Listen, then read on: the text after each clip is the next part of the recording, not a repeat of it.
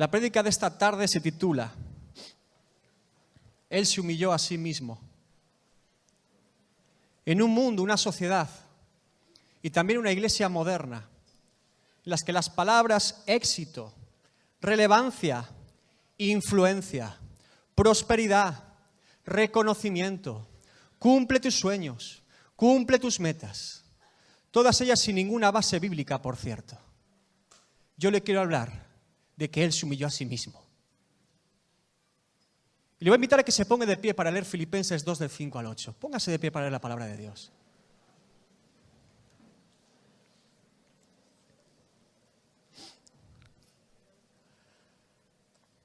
Haya pues en vosotros este sentir que hubo también en Cristo Jesús, el cual siendo en forma de Dios, no estimó el ser igual a Dios como cosa que aferrarse, sino que se despojó a sí mismo, tomando forma de siervo, hecho semejante a los hombres, y estando en la condición de hombre, se humilló a sí mismo, haciéndose obediente hasta la muerte y muerte de cruz. Espíritu Santo de Dios, te pido en esta tarde que un temor reverente por tu palabra y tu presencia inunde este lugar. Yo no sé a qué dedica este hotel sus celebraciones. Yo no sé qué hicieron ayer, antes de ayer o hace un mes. Pero te pido, Espíritu Santo, que tu presencia esté en este lugar. Y que un temor reverente por tu palabra inunde este lugar. Que ni una sola voz con afán de protagonismo, que ni una sola voz que venga a robar, matar y destruir lo que tú nos quieras hablar hoy, impida que todo pensamiento sea llevado cautivo a la obediencia de Cristo. En el nombre de Jesús. Amén. Puede sentarse. La carta a los Filipenses es una carta preciosa del apóstol Pablo a una iglesia a la cual él amaba. Los filipenses eran una iglesia con mucho poder adquisitivo, pero sin embargo habían sostenido a Pablo durante todo su ministerio económicamente. Y si pudiéramos definir con una sola palabra la epístola a los filipenses es gozo, regocijo. Sin embargo, Pablo en los primeros 2 capítulos comienza saludando a los hermanos y haciendo una exhortación. Y usted puede comprobar en el capítulo 2 cómo el apóstol Pablo empieza a dar ordenanzas a la iglesia de los filipenses. Y en ese momento llegamos al versículo 5. Y si bien no podemos exponer los 4 versículos hoy, le quiero dar una pincelada de cada uno y quedarme y detenerme en la última frase del versículo 8. Comienza diciendo, haya pues en vosotros este sentir. Haya pues es una ordenanza de parte de Dios a su iglesia. No es una duda, no es una rogativa, una súplica, sino que es una ordenanza. Haya pues en vosotros. Y el énfasis del texto es este sentir, no un sentir, no cualquier sentir, no algún sentir, sino este sentir. ¿Por qué? Porque engañoso es el corazón más que todas las cosas y perverso, ¿quién lo conocerá? Jeremías 17:9. Muchas veces sentimos cosas hacia Dios o por Dios, pero no necesariamente ese sentimiento o emoción nos acercan a Dios. No se trata de sentir lo que uno quiere. No se trata de hacer lo que a uno bien le parece, como dice el libro de Jueces, sino que el énfasis es que haya en nosotros este sentir. ¿Y cuál es este sentir? Haya pues en vosotros este sentir que hubo también en Cristo Jesús. No se trata de lo que yo siento. No se trata de lo que a mí me gusta. Tampoco se trata de lo que yo entiendo. Se trata que debemos poner nuestra mirada en el Maestro. Puesto nuestros ojos en el autor y consumador de la fe. Lo que está diciendo el apóstol Pablo es que Cristo es nuestro ejemplo de vida en todo. Que no debemos mirar a los hombres. Que no debemos mirar las circunstancias ni al mundo. Que tampoco debemos mirarnos a nosotros mismos, sino que nuestros ojos deben estar depositados en Cristo. Que el mismo sentir que tuvo Cristo lo debemos tener nosotros. Que las mismas pisadas que caminó el Maestro las debemos caminar nosotros.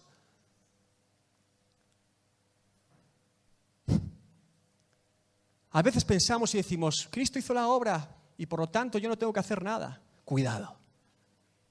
El propio Jesús advierte a sus discípulos en Mateo 16, 24. Entonces Jesús dijo a sus discípulos: si alguno quiere venir en pos de mí, niéguese a sí mismo y tome su cruz y sígame.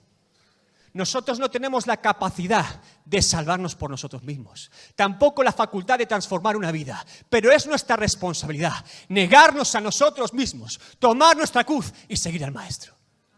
Y yo no puedo tomar tu cruz por ti, ni tú puedes tomar mi cruz por mí. La cruz está hecha a medida, altura y anchura de cada uno. Quizá usted es orgulloso, usted vanidoso y yo mentiroso. Cada uno tiene su propia cruz. Cada uno tiene lo que le aleja de Dios. Pero fíjense que dice: síganme. Porque Él es ejemplo en todo. Él fue primero. Y nosotros, como discípulos de Cristo, seguimos al Maestro. Y ahora comienza el verso 6, hablando de la humillación total de Cristo, el cual, siendo en forma de Dios, no estimó el ser igual a Dios como cosa que aferrarse. Jesucristo no fue un buen hombre, simplemente. Jesucristo no fue un profeta más, como dicen los musulmanes. Jesucristo tampoco fue un revolucionario, ni mucho menos el primer comunista. Jesucristo es Dios hecho carne. Jesucristo de Nazaret es el Verbo encarnado. Y ignoramos la humillación que supuso al Verbo hacerse carne. Por Él fueron creadas todas las cosas, por la palabra de Dios fueron creadas todas, y todas ellas se sustentan. El apóstol Juan en su evangelio comienza, Juan 1:1, del 1 al 3, en el principio era el Verbo, y el Verbo era con Dios, y el Verbo era Dios. Este era en el principio Dios.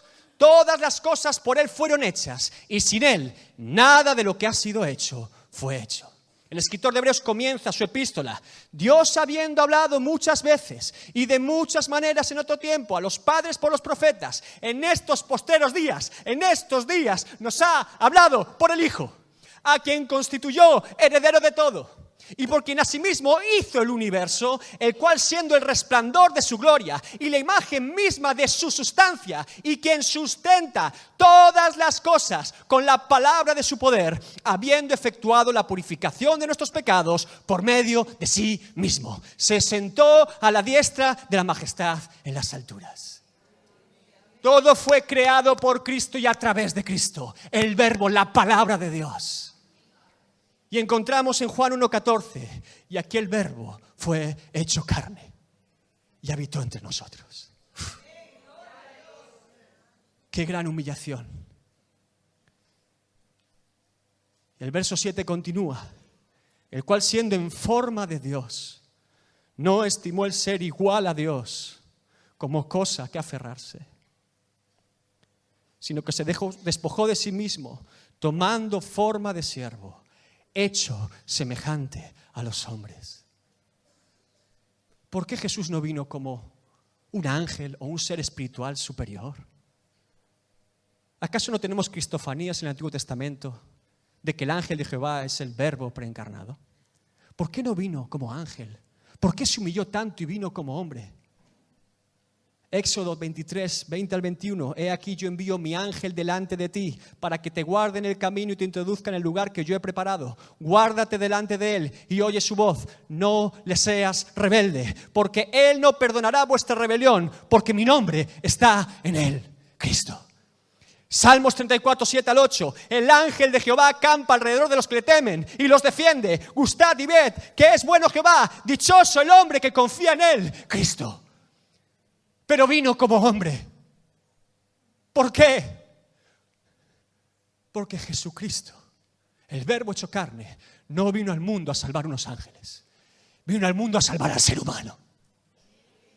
Primera de Timoteo 2, del 5 al 6. Porque hay un solo Dios y un solo mediador entre Dios y los hombres, Jesucristo hombre, el cual se dio a sí mismo en rescate por todos, de lo cual se dio testimonio a su debido tiempo. Igual que hay un solo Dios, hay un solo mediador. ¿Y por qué necesitamos un mediador? Porque Dios, cuando formó a Adán y Eva, ¿qué hizo el hombre? Pecó. La separación entre Dios y el hombre es el pecado. Y usted dirá, ¿qué culpa tiene Adán y Eva? No se equivoque. Romanos 3:23 dice que todos somos pecadores y todos estamos destituidos de la gloria de Dios. No le eche la culpa a Adán y Eva. Todos somos Adán y Eva. Y esa separación entre Dios y el hombre, esa barrera inalcanzable, irreconciliable, necesitaba un mediador. Un mediador significa aquel que representa ambas partes frente a la otra. Por eso Jesucristo es 100% Dios y 100% hombre. Porque es representante de Dios delante de los hombres y representante de los hombres delante de Dios. Por eso Jesucristo se hizo hombre. Era necesario que compartiera ambas naturalezas para poder ser el mediador. Isaías 53:6, todos nos descarriamos como ovejas. Cada cual se apartó por su camino, mas Jehová cargó en él el pecado de todos nosotros. Pero no solamente se hizo hombre. Verso 8, y estando en la condición de hombre, se humilló a sí mismo. Sabemos que Jesús es el Rey. Sabemos que Jesús es el sumo sacerdote de un linaje que no tiene principio y fin, como dice el escritor de Hebreos. Sabemos que Jesús es el profeta de profetas, la palabra de Dios, todas las profecías mesiánicas cumplidas en Él. Sin embargo, cuando vino a este mundo, no nació en un palacio ni en una casta real. Tampoco vino de la tribu de Leví en una casta sumo sacerdotal. Tampoco vino a una escuela profética para que todo el mundo esperara lo que Jesús tenía que decir, sino que se humilló a sí mismo. Como hombre se humilló a sí mismo. Su madre María era pobre. Su padre, el que creían que era su padre, José, un carpintero de Nazaret. Jesús no nació en un palacio, nació en un establo. Cuando Jesús comienza su ministerio y Natanael, un judío justo, le dicen, creemos que hemos encontrado al Mesías. ¿Qué dice Natanael? ¿De dónde es? Dicen, es de Nazaret. ¿De Nazaret? ¿De Nazaret salió algún rabino o profeta? Y Jesús es recordado por ser Jesús de Nazaret, porque se humilló a sí mismo. ¿Quiénes eran sus discípulos? Unos pescadores, un publicano, mujeres de mala reputación. Se humilló a sí mismo, haciéndose obediente hasta la muerte. Si Enoc, hombre justo, caminó con Dios y no conoció la muerte, si Elías, profeta de Dios, fue llevado en un torbellino al cielo y no conoció la muerte, ¿usted cree que Jesús tenía que morir? Siendo el Hijo de Dios, en cual el Padre tenía complacencia. Él se humilló hasta la muerte, porque Él quiso. Y no cualquier muerte, sino muerte de cruz. Y aquí me quiero detener. Morir en una cruz era una maldición para un judío y una humillación pública para un romano. Morir en una cruz para un judío era ser maldito. Deuteronomio 21:23 advierte que maldito será aquel que esté colgado en un madero. Para un judío de la época era impensable e imposible entender que el Mesías prometido iba a acabar colgado en un madero crucificado. Imposible. Y para un romano era una vergüenza pública. La cruz estaba prohibida para un ciudadano romano. Por eso sabemos que el apóstol Pablo no fue crucificado, porque tenía ciudadanía romana. La cruz estaba reservada para esclavos o extranjeros que habían cometido un delito grave contra la ley romana. Y Jesús se humilló a sí mismo hasta la muerte y muerte de cruz. ¿Por qué tuvo que morir en una cruz? Desde un punto de vista espiritual sabemos que el pecado es muerte y el derramamiento de sangre purifica el pecado, el Cordero Pascual. Pero humanamente hablando, ¿por qué Jesús acaba en una cruz? ¿Qué delito cometió Jesús para acabar en una cruz? Ninguno, dice Pilato. Sin embargo, acabó en una cruz. ¿Sabe usted por qué? Porque la cruz estaba preparada para un homicida público llamado Barrabás. Y en el último instante fue sustituido Barrabás por Cristo. Por ese motivo acaba en una cruz humanamente hablando. Y no se enfade usted con Barrabás. Usted y yo somos Barrabás. La humanidad es Barrabás.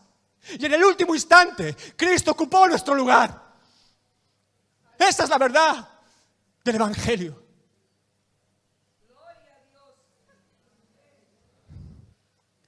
Jesús debía morir de forma cruenta y pública como estaba profetizado.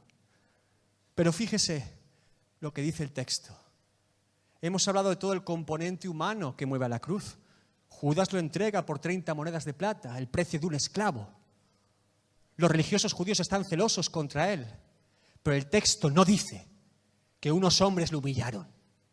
El texto no dice que Satanás lo avergonzó. Dice que él se humilló a sí mismo. Quiere decir entonces que Jesucristo fue a la cruz porque él quiso. Porque era su plan, era su propósito. La obra de Jesucristo en la cruz es 100% de Dios y 0% del hombre. Es un plan perfecto, orquestado por Dios el Padre, Dios el Hijo, Dios Espíritu Santo. No hay ningún mérito de hombre, ninguna conspiración de hombre. Jesús no fue a una cruz porque Judas lo entregara. Jesús tampoco fue a una cruz porque unos religiosos judíos estuvieran celosos de su ministerio. Tampoco fue Jesús a una cruz porque un procurador romano llamado Poncio Pilato dijera: yo me lavo las manos. Jesús fue a una cruz porque él quiso. Era su plan para salvar al mundo, a todos. No hay ningún mérito en los hombres.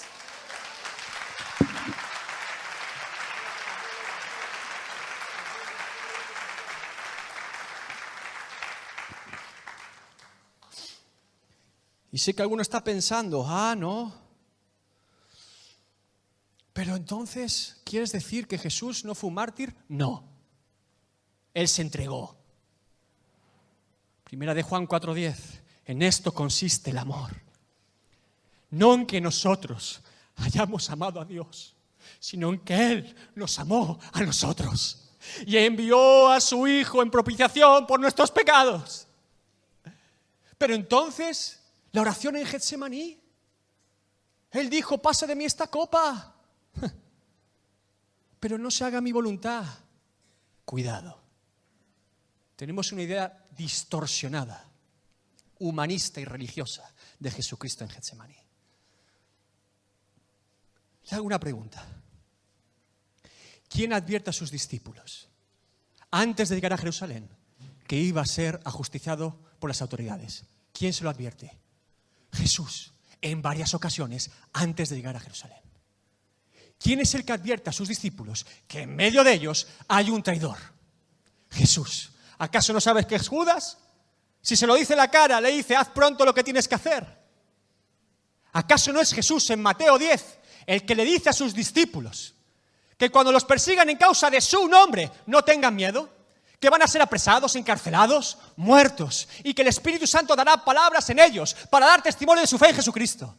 Y ahora Jesucristo, preparando a sus discípulos para la muerte por su nombre, ¿va a tener miedo él? Evidentemente no. Eso es un error. Eso es una mala interpretación de lo que está ocurriendo en Getsemaní. Jesús no está orando por un problema físico, por miedo a una cruz, a un látigo y una corona de espinas. Tampoco Jesús está orando por un problema del alma. Oh, me van a traicionar, oh, me van a abandonar. No. Lo que esconde Getsemaní es un tema espiritual. Él dice: pasa de mí esta copa. Lucas 22:42, puede buscar usted el homólogo en Mateo y Marcos, diciendo: Padre, si quieres pasa de mí esta copa, pero no se haga mi voluntad, sino la tuya. La copa a la que se está refiriendo Jesucristo es la copa de la ira de Dios. Y no tengo tiempo en esta tarde para desarrollar lo que es la copa de la ira de Dios, pero le voy a dar unos cuantos textos por si usted quiere saber más. Isaías 51:17, Salmo 75:8, Apocalipsis 16:19, Habacuc 2:16, Lamentaciones 4:21, Jeremías 49:12. La copa de la ira de Dios es el momento en el que Dios, que es tardo para la ira y grande misericordia, trae su juicio. Porque que sea tarde para la ira no significa que no llegue. ¿Recuerda usted la época de Noé? Dios observa la humanidad y todo es maldad y pecado. ¿Y qué hizo Dios? Trajo juicio. Y solo 8 personas sobrevivieron en un arca. Noé, su esposa, sus 3 hijos y sus esposas. Y la humanidad fue fulminada por la ira de Dios. ¿Recuerda usted Sodoma y Gomorra? Dios miró esas ciudades y la copa de la ira rebosó y las fulminó con fuego y azufre. Jesús está advirtiendo no solamente que iba a cargar todo el pecado del ser humano sobre él, sino que iba a ser sentenciado por Dios y la copa de la ira iba a ser derramada sobre él. Jesús no tuvo miedo a una cruz. El león de la tribu de Judá no rehúsa una buena batalla nunca. Él va adelante. ¿Cuántos ejemplos de la historia de la Iglesia y de la Biblia le tengo que dar a usted para quitar la idea de su corazón de que Jesucristo tuvo miedo? Empecemos por el primer mártir, Esteban, diácono en Jerusalén, apedreado hasta la muerte, con una sonrisa en el rostro, mirando los cielos abiertos y pidiendo perdón por aquellos que lo estaban apedreando. No le tembló el pulso. Jacobo, hermano de Juan, decapitado por Herodes, no le tembló el pulso. Pedro, probablemente crucificado boca abajo, no le tembló el pulso. Pablo, apóstol de Jesucristo, no le tembló el pulso cuando lo mataron. Por no mencionar cientos de creyentes en la primera iglesia, muertos algunos por judíos, otros en circos romanos, comidos por fieras, no les tembló el pulso. Padres de la iglesia como Policarpo, quemados y atravesados por espada, no les tembló el pulso. Reformadores como Jan Hus, William Tyndale, quemados en hogueras, no les tembló el pulso. Anabaptistas ahogados en ríos, no les tembló el pulso. Cuáqueros muertos en cárceles, no les tembló el pulso. Misioneros comidos por caníbales, no les tembló el pulso. Niños de 8 y 9 años en China, hijos de misioneros en la revolución de los Boxer, decapitados públicamente, no les tembló el pulso.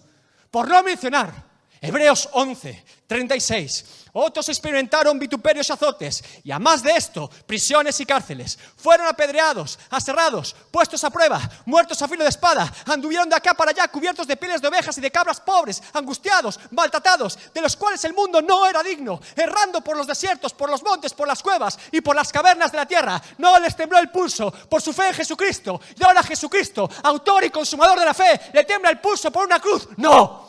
Evidentemente no. La copa de la ira de Dios iba a ser derramada sobre el Hijo para que no cayera sobre nosotros. Jesús está revelando todo el peso espiritual del pecado sobre él y la sentencia de Dios sobre él. Pero con todo, ¿cómo termina su oración? Hágase tu voluntad. ¿Cuántas oraciones terminan hoy en los creyentes de hoy en día? Hágase tu voluntad. Muy poquitas. Terminamos con hágase mi voluntad. En un eterno pulso con Dios, a ver si podemos mover la mano de Dios a nuestra voluntad. Hágase tu voluntad. Dios mío, no entiendo este proceso en mi vida, pero hágase tu voluntad. Dios mío, ha venido la enfermedad a mi casa, hágase tu voluntad. La muerte se cierne sobre mi familia, hágase tu voluntad. Es un ejemplo más de la humildad de Cristo, del sometimiento a la voluntad de Dios, del sometimiento a la voluntad del Padre, ejemplo de vida en todo para todos nosotros. Es un ejemplo más de cómo debe ser la vida del creyente, hágase tu voluntad. La humildad de Jesucristo, total, clara y evidente en Getsemaní. Juan 5, 19, no puede el Hijo hacer nada por sí mismo, sino lo que ve hacer al Padre, humildad. Juan 5:30, porque no busco mi voluntad, sino la voluntad del que me envió, la del Padre, humildad. Juan 7:16, mi doctrina no es mía, sino de aquel que me envió, humildad. Juan 6:38, porque he descendido del cielo, no para hacer mi voluntad, sino la voluntad del que me envió, humildad. Juan 7:28, y no he venido de mí mismo, humildad. Juan 8:28, y que nada hago por mí mismo, sino que según me enseñó el Padre, así hablo, humildad. Juan 8:42, pues no he venido de mí mismo, sino que Él me envió, humildad. Juan 8:50, pero yo no busco mi gloria, humildad. Juan 14:10, las palabras que yo os hablo, no las hablo por mi propia cuenta, humildad. Juan 14:24, y la palabra que habéis oído no es mía, sino del Padre que me envió, humildad, humildad, humildad, humildad, humildad.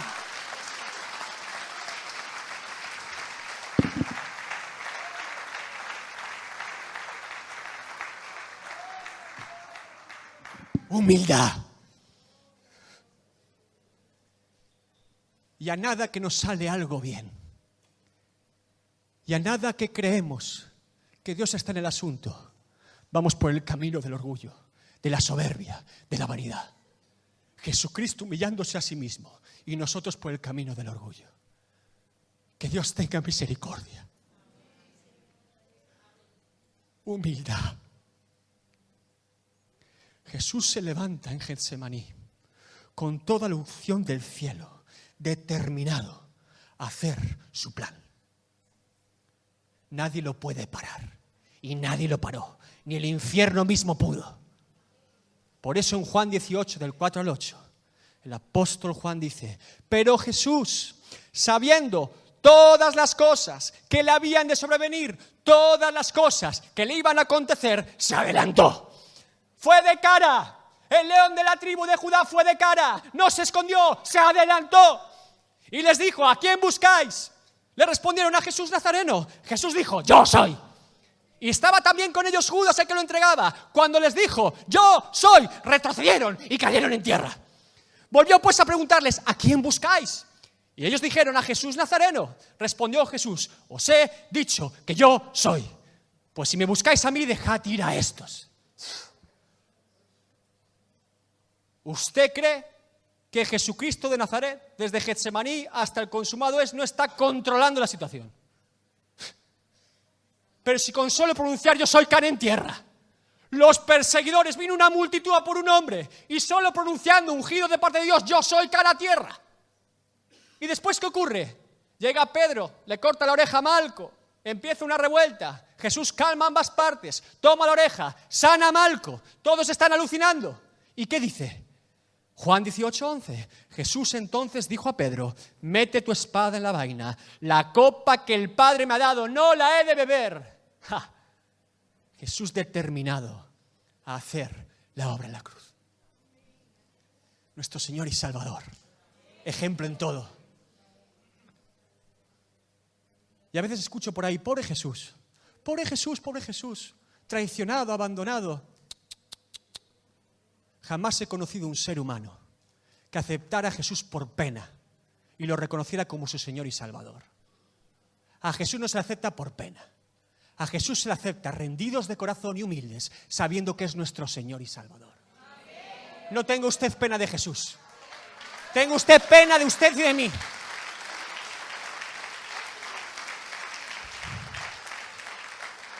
No tenga pena de Jesús, tenga usted pena de nosotros, viles pecadores que sin Cristo nada somos. No de Cristo. Él fue porque Él quiso, era su plan. Y nos recuerda el escrito de Isaías 53, que no abrió su boca. Se humilló a sí mismo y no abrió su boca. Sabemos que habló durante la cruz, pero no abrió su boca para traer juicio del cielo. Lo podía haber hecho. ¿Se cree usted que no había una legión de ángeles esperando a fulminarnos a todos? Y hubiera sido justo, pero no abrió su boca. Angustiado él y afligido, no abrió su boca. Como cordero fue llevado al matadero y como oveja delante de sus trasquiladores, enmudeció y no abrió su boca. Isaías 53:7. Y en esa cruz fue sentenciado por Dios. Y la copa de la ira cayó sobre el Hijo. Y el cordero que quita el pecado del mundo, como profetizó Juan el Bautista, nada más verlo, cumplió su obra completa. Una incorrecta justificación en Cristo nos lleva a una incorrecta santificación en Cristo. La vida del creyente no es una vida cómoda, es una vida plena, pero no cómoda. Sed santos porque yo soy santo, dice Jehová. Sin santidad nadie verá a Dios. Dios es fuego consumidor, como dijo el escritor de Hebreos. Cuando minimizo el pecado en mi vida, cuando excuso el pecado en mi vida, cuando digo nadie es perfecto, es que otros son peores, cuando rebajo el pecado en mi vida, estoy rebajando la obra de Cristo en la cruz. Y no es posible. Es todo menos cristiano. Al pecado no se le tiene dándole palmaditas en la espalda. Al pecado y a la carne se le combate, crucificándolo todos los días, para que el espíritu prevalezca y no la carne. A veces cantamos esas cosas: Dios me libra del pecado, Dios quitó el pecado, y parece que digamos como si Dios tomara nuestro pecado y ¡guau!, lo tirara al aire y desapareciera por sí solo. Sí, Dios nos quita el pecado. Dios toma el bisturí y arranca el cáncer del pecado en nuestra vida y lo cargó en el Hijo y lo sentenció. No se fue por ahí, lo cargó en su Hijo y lo sentenció. Y la copa de la ira fue sobre él vertida. ¿A dónde se cree que fue el pecado? ¿Se cree que se evaporó? el justo por los injustos, el santo por los profanos. Él fue nuestro pecado para que nosotros fuésemos su justicia. Él fue nuestra maldad para que nosotros fuésemos su santidad. Él fue nuestra enfermedad para que nosotros fuésemos su sanidad. Él fue nuestra esclavitud para que nosotros fuésemos su libertad. No adoptando nuestra condición moral, sino nuestra pena legal. Jesús no se hizo pecador por los pecadores, es santo, perfecto en todo. No se hizo ladrón por los ladrones ni mentiroso por los mentirosos, no. Adoptó nuestra pena legal. El juicio de Dios sobre la humanidad fue desviado en el Hijo, el sustituto, que fue propiciación delante del Padre. Y una copa que merecía ser vertida sobre nosotros cayó sobre el Hijo. ¿Por qué está triste? ¿Debería usted estar con una sonrisa en la cara? Filipenses del 5 al 8 no termina en el 8. Haya pues en vosotros este sentir, que hubo también en Cristo Jesús, el cual siendo en forma de Dios, no estimó el ser igual a Dios como cosa que aferrarse, sino que se despojó a sí mismo, tomando forma de siervo, hecho semejante a los hombres, y estando en la condición de hombre, se humilló a sí mismo, haciéndose obediente hasta la muerte y muerte de cruz, la humillación total de Cristo. Ahora comienza la exaltación. Por lo cual, Dios también le exaltó hasta lo sumo y le dio un nombre que es sobre todo nombre, para que en el nombre de Jesús se doble toda rodilla de los que están en los cielos, de los que están en la tierra y debajo de la tierra, y toda lengua confiese que Jesucristo es el Señor, para gloria de Dios Padre. ¡Aleluya! ¡Y caramba y sí, amén! ¡Aleluya! ¡Aleluya! ¡Aleluya! No se quedó en un madero, no se quedó crucificado, tampoco se quedó en una tumba. Al tercer día, el león de la tribu de Judá resucitó, conforme había profetizado. ¡Aleluya! ¡Aleluya!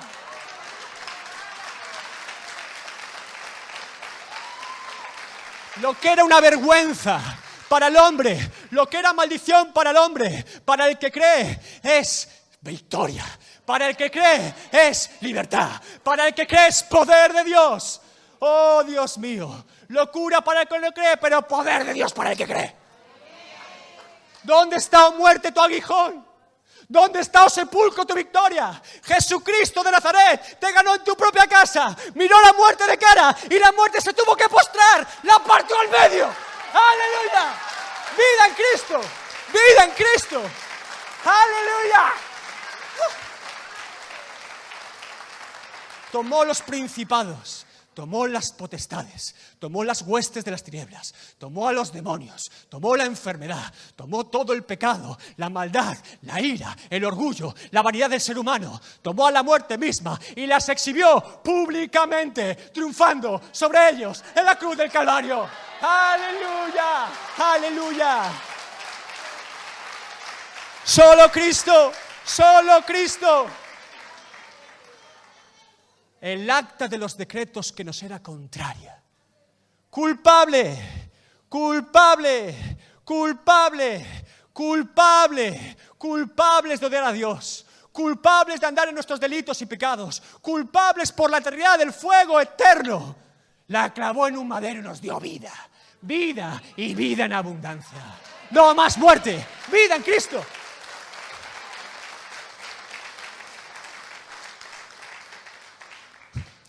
Dice Pablo, donde abundó el pecado, sobreabundó la gracia. Lo que está diciendo el apóstol Pablo es que si juntáramos todo el pecado del mundo, de toda la humanidad, a lo largo de toda la historia, y le pusiéramos una altura, Jesucristo es más alto. Que donde abundó el pecado, sobreabundó Cristo. Que Él vale más que todo. Solo en Cristo. Solo en Cristo. Yo no le digo, hermano, que seamos perfectos. Solo Él es perfecto. Pero ¿desde cuándo a un creyente hijo de Dios le produce una sonrisa en la boca pecar? ¿Desde cuándo un creyente hijo de Dios tiene día, hora y fecha en su calendario para pecar? ¿Desde cuándo un hijo de Dios fue llamado a vivir en la basura, a hablar basura, a escuchar basura y ver basura? ¿Desde cuándo? Este mundo ruge muy fuerte, sí. La sociedad ruge muy fuerte, sí. Los demonios rugen fuerte. Y Satanás anda como león rugiente, esperando a quien devorar. Pero recuerde siempre que de nuestro lado está el león de la tribu de Judá, que ruge mucho más fuerte. Y cuando Cristo habla, los demonios se silencian. ¡Shh! Amós 3:8, ruge el león, ¿quién no temblará de miedo? Habla el Señor omnipotente, ¿quién no profetizará? Aleluya. Aleluya. Hermanos, volvamos a la centralidad de Cristo. Volvamos a poner a Jesucristo en el centro. Primero de nuestras vidas. Siguiendo los caminos del Maestro, siguiendo las pisadas del Maestro, pero también en nuestras iglesias, nuestras liturgias, nuestras canciones y nuestras predicaciones. Pedro, cuando comienza su ministerio público, en Hechos 2, predica a Jesucristo. En Hechos 3, predica a Jesucristo. En Hechos 10, en casa de Cornelio, predica a Jesucristo. Y cuando usted ve las 2 epístolas de Pedro, predica a Jesucristo. El apóstol Pablo, cristocéntrico. Felipe, cristocéntrico. Esteban, cristocéntrico. Apolos, cristocéntrico. Juan, cristocéntrico. Y todos los hombres y mujeres de Dios que merecen mención, cristocéntricos. ¿Por qué en la iglesia ya no se predica a Cristo? ¿Desde cuándo una charla o una predicación en la iglesia es hablar de psicología o de metaverso? Que Dios tenga misericordia. Ah, David, pero no te pongas así. Jesús se da por hecho, somos cristianos. Yo no doy por hecho nada. Y menos en este tiempo. A Jesucristo no se le da por hecho. A Jesucristo se le exalta todos los días de nuestra vida. Hasta que muramos o Cristo venga por su iglesia. No se le da por hecho. Se le entrona. Se le glorifica.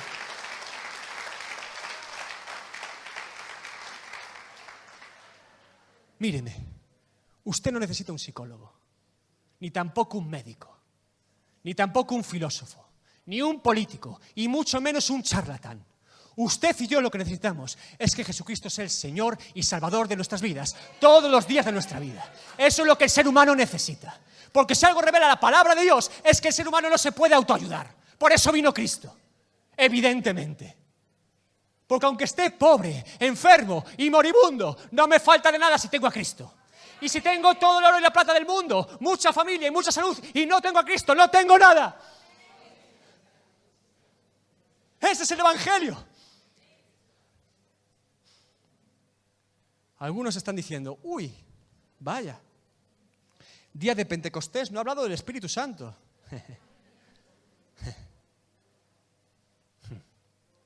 Para los amantes de la persona del Espíritu Santo en este lugar. No le hablo de las manifestaciones, le hablo de la persona del Espíritu Santo.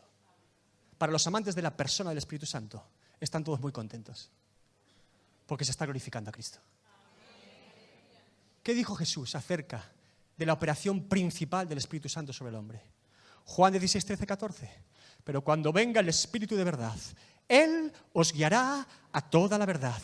Porque no hablará por su propia cuenta, sino que hablará todo lo que oyere y os hará saber las cosas que habrán de venir. Él me glorificará, porque tomará de lo mío y os lo hará saber. El Espíritu Santo entrona a Cristo. El Espíritu Santo es cristocéntrico. Y la operación principal del Espíritu Santo es Juan 16, 8. Y cuando Él venga, convencerá al mundo de pecado, de justicia y de juicio. Esa es la operación principal del Espíritu Santo. Las señales, las manifestaciones, es un medio por el cual nos puede llevar a una cruz. Pero el énfasis y la obra principal del Espíritu Santo es convencer al mundo de pecado, justicia y juicio. Al que nunca creyó, para llevarlo a los pies de una cruz y decirle, ahí tienes a tu Salvador. Y al que ya creyó, para llevarnos a la santificación, recordándonos que allí tenemos a nuestro Salvador. Convicción de pecado, justicia y juicio. El Espíritu Santo es cristocéntrico. Totalmente cristocéntrico. Cuando en Hechos 2 se derramó el Espíritu Santo sobre ellos y comenzaron a ver señales y milagros, usted puede comprobar un capítulo después que Pedro y Juan oran por un enfermo, cojo de nacimiento, en la puerta de la Hermosa. ¿Y qué pasa con el cojo? Que ya no estaba cojo. Y todos en Jerusalén sabían perfectamente que el cojo de nacimiento ahora no estaba cojo. ¿Y qué hicieron los hombres? Uy, estos tienen poder, estos tienen poder. ¿Y qué dice Pedro? ¿Acaso creen que salió virtud de nosotros? Fue por el poder de Jesucristo que éste ha sido sano. Humildad, humildad. Entronan a Cristo, glorifican a Cristo, porque la operación principal del Espíritu Santo en la vida del ser humano es traer convicción de pecado, justicia y juicio para llevarnos a una cruz. Se ha vuelto a recuperar la palabra avivamiento, ¿sí? Se menciona ya avivamiento, avivamiento. ¿Qué es avivamiento? Avivamiento es un concierto cristiano, con luces de colores, millones de dólares en equipo de sonido y una buena música. 4 horas cantando canciones nada cristocéntricas, algunas de nueva era. Y después de 4 horas cantando y danzando, no se han tomado la molestia ni 15 minutos para orar a Dios o para predicar su palabra por si alguien tiene que aceptar a Jesucristo. Eso es avivamiento. ¿Qué es avivamiento? Una iglesia muy grande y muy bonita, con todo tipo de actividades, con calefacción, climatización, todo perfecto. Y ese hombre se pone delante de un púlpito con un traje de $10,000 y un chofer privado. Y su única preocupación en la mente es no decir nada que ofenda a nadie. El evangelio de un solo versículo.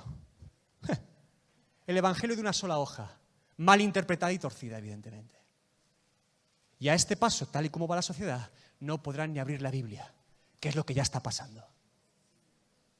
Escúcheme, si a partir de 10 y 15 minutos un hombre se ha puesto enfrente de un púlpito y no es capaz de abrir la palabra de Dios o tomársela en serio, ¡corra! ¡Corra! ¿Qué es un avivamiento?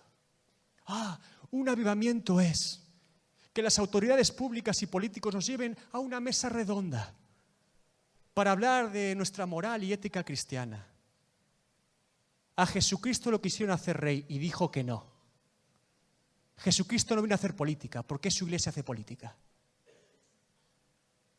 Los mismos que nos sientan hoy a su mesa, mañana cerrarán iglesias e irán en contra de esto. Si es que ya no lo están haciendo con su moral y sus leyes.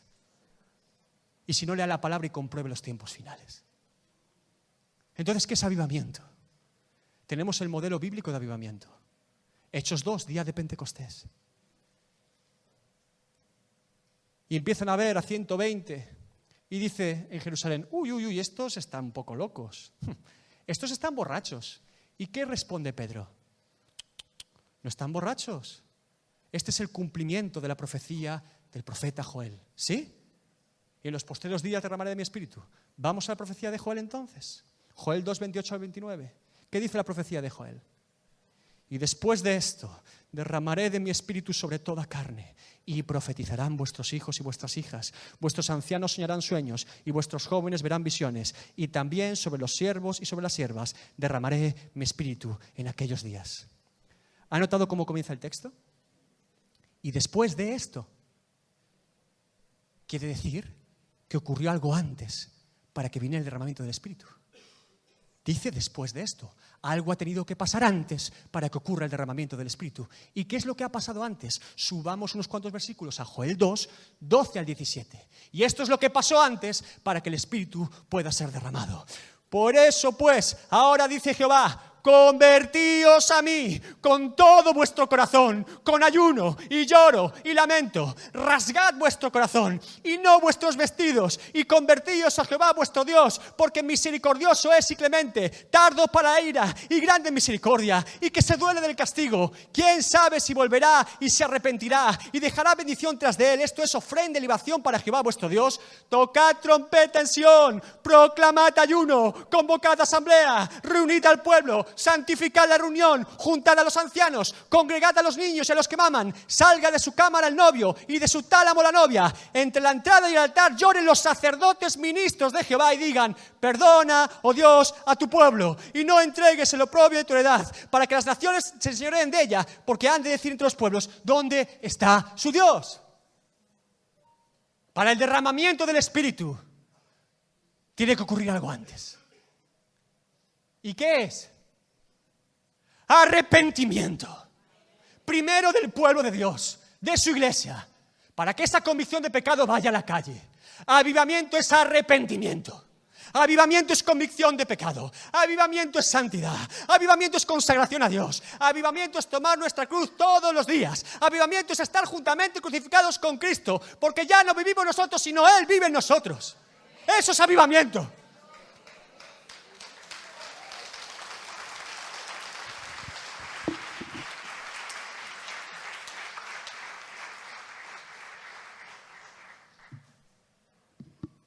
Avivamiento es fuego, sí, fuego santo. Fuego consumidor que viene a arrancar y a quemar toda la impureza. Avivamiento es Dios sacando la escoba y limpiando la basura. Avivamiento es la tormenta de Dios. Mire, no es como muchos esperan. No es como muchos pretenden. Habrá mucha apostasía, pero escúcheme, en el mundo espiritual se puede discernir una pequeña nube ya, cargada de lluvia y de tormenta de Dios para purificar su iglesia. No es como muchos creen, pero déjeme decirle, se avecina tormenta. Se avecina y bien cargada. ¿Sabe lo que tienen las tormentas de Dios? En las tormentas de Dios uno no está seguro en un palacio comiendo y bebiendo como Acab. Elías le dice, vete a tu palacio a comer y a beber. Ahí no va a estar usted seguro en una tormenta de Dios. Tampoco vamos a estar seguros en una barca religiosa como esos discípulos esperando a morir. El único lugar seguro en medio de la tormenta de Dios es caminando sobre el agua junto al Maestro para que Él nos sostenga.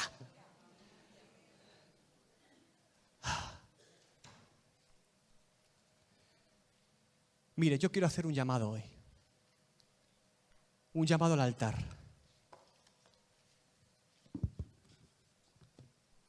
El único llamado que yo voy a hacer al altar en esta tarde es para arrepentimiento, confesión de pecados y consagración a Dios.